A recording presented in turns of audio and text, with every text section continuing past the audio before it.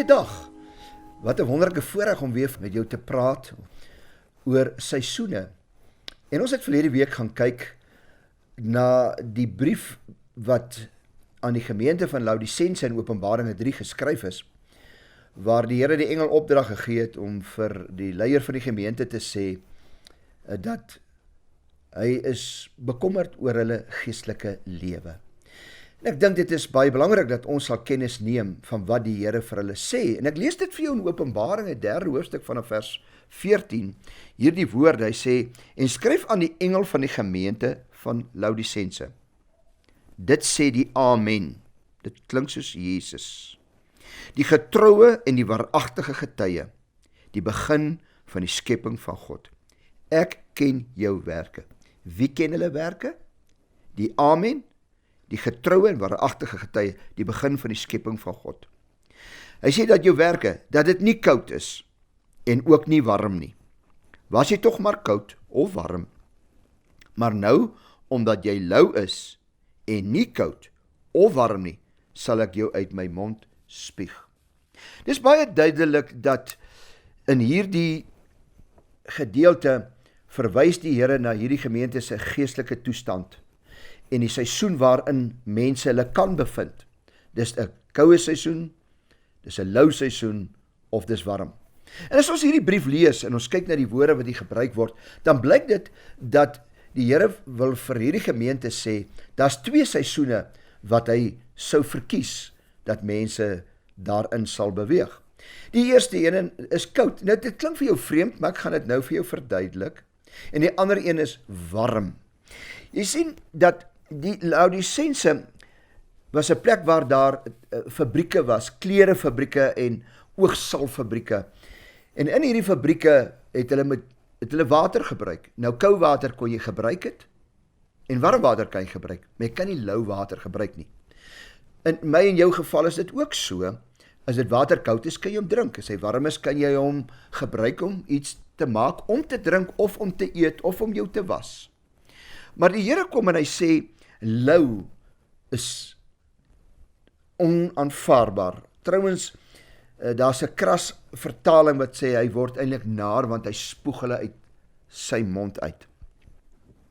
As dit 'n koue in my geestelike lewe is, hoekom sal die Here sê hy sal dit sal beter wees dat dit koud is? Die rede is, iemand wat koud is in sy gees, mens, en nie godsdienstig is nie, want godsdienst is lou, so 'n mens kom maklik tot bekering.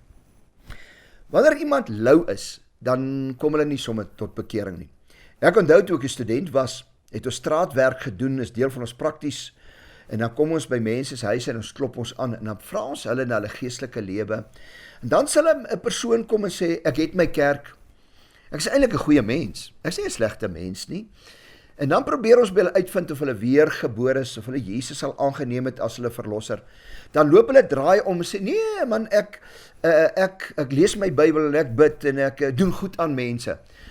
Mense sukkel om die vraag te beantwoord. Dit was in Jesus se tyd ook met die fariseërs so.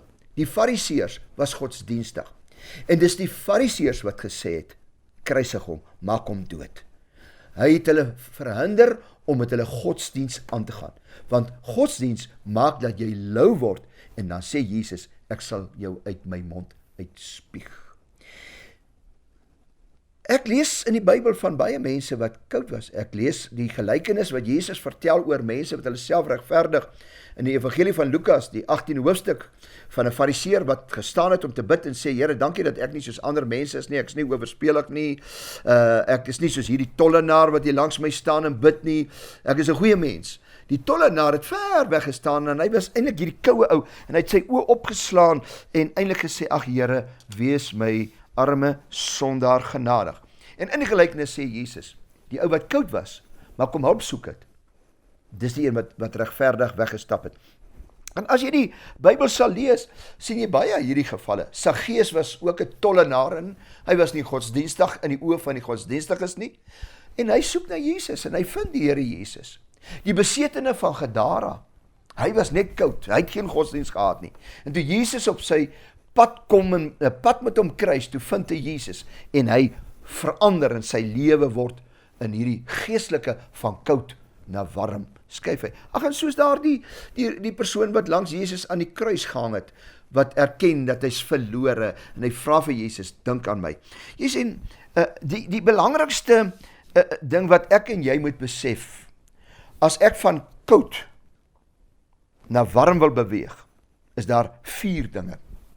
Dis 'n seisoen. Baie keer bevind jy in 'n koue seisoen. Jy moet iets weet.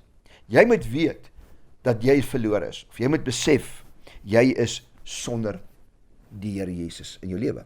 Ek lees in Lukas die 2de hoofstuk, toe Jesus as jong seun agtergebly het na die fees in Jerusalem, en sy pa en ma, Josef en Maria, het die hele dag reis ver gereis en gedink, Jesus is maar daar iewers onder die geselskap, en toe sê die skrif, hulle het nie geweet dat Jesus nie by hulle is nie.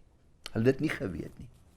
Jy sien, ek en jy moet weet, en wanneer ons by die weetplek kom, sal ons weet, dat Jesus is nie meer totaal deel van my lewe nie.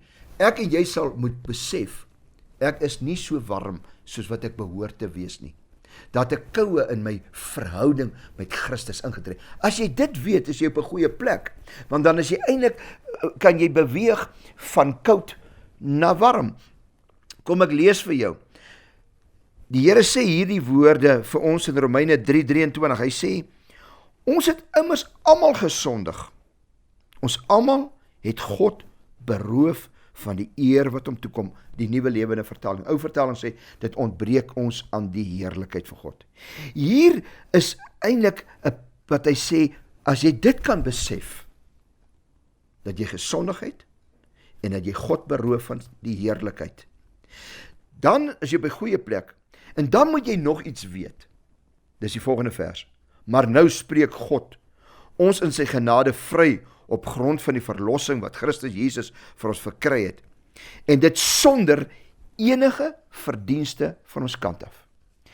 As jy kan weet, jy's verlore. As jy weet, wow, ek hoef nie hier te bly nie. Ek kan vrygespreek word deur genade, sonder dat ek dit moet verdien. Ek kan dit nie verdien nie. Die tollenaar in die gelykenis in Lukas 18, dink hy het sy verhouding met God verdien hy. Hy sê ek vas gereeld, ek gee my tiendes, ek is 'n goeie mens. Maar dis nie die pad nie. Kom ons kyk bietjie na die verlore seun. Wat gebeur met hom? Hy was by sy vader warm, hy verkoop alles, hy kom by 'n plek waar hy lou geword het, en uiteindelik het hy koud geword, en hy sit by die varke. En die Bybel sê, hy besef iets. Hy sê, ek sal opstaan en na my vader toe gaan. En dan sal ek vir my vader kom sê, ek het gesondig teen u en God en die hemele. Jy sien, dit bring my by die tweede punt oor hoe ek van koud na warm beweeg. Die verlore seun sê, ek sal opstaan. Romeine 23 sê, ons moet besef, ons is verlore, en dat ons vrygespreek kan word. En nou leer die Bybel ons, en dis my tweede punt hoe ek beweeg van koud na warm, ek moet soos die verlore seun bely en sê, ek het gesondig. Kyk wat leer die woord van die Here ons in 1 Johannes 1 hoofstuk vers 8 tot 9. As ons beweer dat ons nie sondes het nie, mislei ons onsself en leef ons nie volgens die waarheid nie. As ons egter ons sondes bely, hy is getrou en regverdig om ons sondes te vergewe en ons skoon te maak van alles wat verkeerd is. Die ou vertaling sê, hy sal ons sondes vergewe en ons reinig van alle ongeregtigheid. Jy sien, dit is presies wat moet gebeur. Ek moet besef, ek is verlore, dan moet ek my sonde, dit wat ek weet my verhinder om God die eer te gee met my lewe, moet ek bely, en dan in die derde plek is, ek moet bid, ek moet met God praat, ek moet met my mond bely. Die verlore seun sê, ek sal opstaan en ek sal vir my vader gaan sê. Hy sê ek gaan die saak met hom uitklaar. Ek vir hom sê, Vader, ek het gesondig teen die hemele en teen U. En luister mooi, dit is presies wat Jesus ons nooi om te doen. Hy doen dit al in die Ou Testament, Jesaja, die 1ste hoofstuk vers 18. Kom, laat ons die saak uitpraat, sê die Here. Maak nie saak hoe diep die vlek van jou sonde is nie. Ek kan dit verwyder. Ek kan jou skoon maak so sneeu wat pas geval het. Selfs al is die vlek so rooi soos purper, ek kan julle wit maak soos wol. Kyk hierdie besondere uitnodiging. Eerstens moet ek besef ek is verlore. Dis hoe ek van koud na warm beweeg. Dis hoe ek tot bekering kom, tot by wedergeboorte kom. Dis hoe ek God se kind word. Tweedens bely ek dat ek sondaar is. En ek het sondes in my lewe. Die derde plek is, ek praat met God daaroor. Ek bespreek dit met hom. Hy sê, dan was hy my skoon, soos sneeu wat nou net geval het. Is dit nie 'n wonderlike belofte nie? En dan in die laaste plek, moet ek hom aanneem. Ek moet hom in my lewe innooi. Ek kan my sondes bely, dan moet ek glo as ek die sondes bely het teenoor God, hy is getrou en regverdig. Ek moet glo dat hy my vergewe het. Dis nou afgehandel. Ek is nou so wit soos sneeu, maar nou is my huis leeg. Daar's so 'n verhaal wat Jesus vertel in die Nuwe Testament. Nou moet ek hom innooi om my lewe te vul.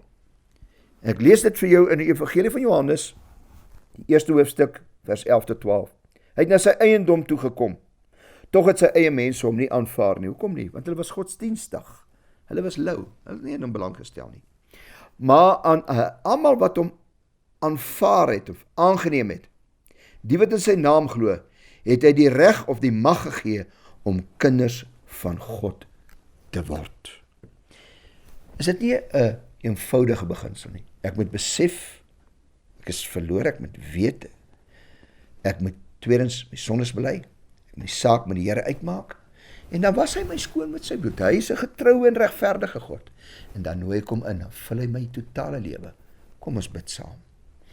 Kosbare Here Jesus, as iemand vanmôre na hierdie boodskap luister, het sy in sy huis, of oor die radio, of in sy motor, of waar ook al, en hy kom by 'n plek en hy besef, maar ek leef nie in 'n korrekte verhouding met die Here nie. Ek is nie sy kind nie. Daar's sondes in my lewe. En hulle besef dit.